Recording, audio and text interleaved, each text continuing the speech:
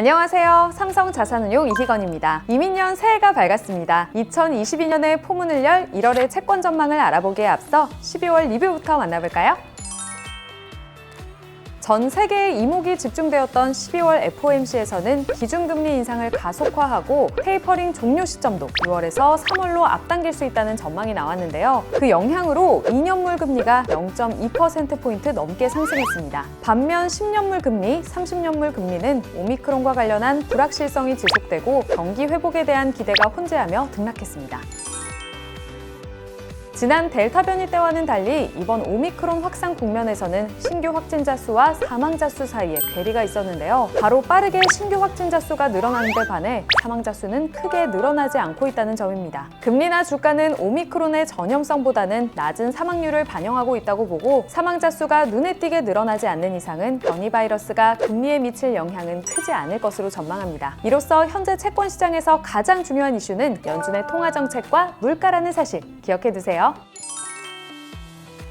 이번 12월 FOMC 회의에서는 물가 급등에 대해 일시적이란 표현을 삭제하고 2021년에서 2023년 물가 전망치를 상향했는데요. GDP 경로를 살펴봤을 때 2021년 성장이 낮아진 대신에 2022년에는 소폭 상향되며 기존과 비슷한 흐름을 보일 것으로 예상합니다. 실업률 전망치는 2022년 말 3.5%로 낮춰 내년 중에 완전 고용 달성을 시사했습니다. 물가 급등 지속과 고용시장 개선을 바탕으로 테이퍼링 속도는 1월부터 기존 축소분의 2배로 확대해 3월 종료를 예고했는데요. 기준금리 예상치를 나타내는 점도표도 상향되어 중간값 기준으로 2022년 3번, 2023년 3번, 2024년 2번 기준금리 인상을 예상했습니다. 다만 테이퍼링 가속화와 조기금리 인상의 배경이 물가에만 있는 것이 아니라 경제적 진전이라고 강조해 회의 전후 시장 충격은 미미했습니다. 올 3월 테이퍼링 종료 이후에는 6월에 첫 기준금리 인상이 전망되는데요. 연 두세 차례 인상이 예상되며 추가 가속화는 어렵다는 판단입니다. 1월에는 연준 의장의 재인준과 관련하여 의회 인사청문회가 예정되어 있는데요. 기존 입장을 재확인하는 정도에 그칠 것으로 예상하여 시장이 받을 충격은 적을 것으로 판단됩니다. 2022년 중순경에 물가 상승 기울기가 안정되면 연준은 물가에 대한 입장을 명확히 하고 펀더멘탈을 고려해 긴축 속도를 조절할 여지도 있는데요. 이미 통화정책 정상화에 대한 정책 방향이 상당 부분 구체화되어 있는 만큼 1월에는 장단기 금리 모두 변동성이 축소되며 2년과 10년 금리 모두 상승할 것으로 예상합니다.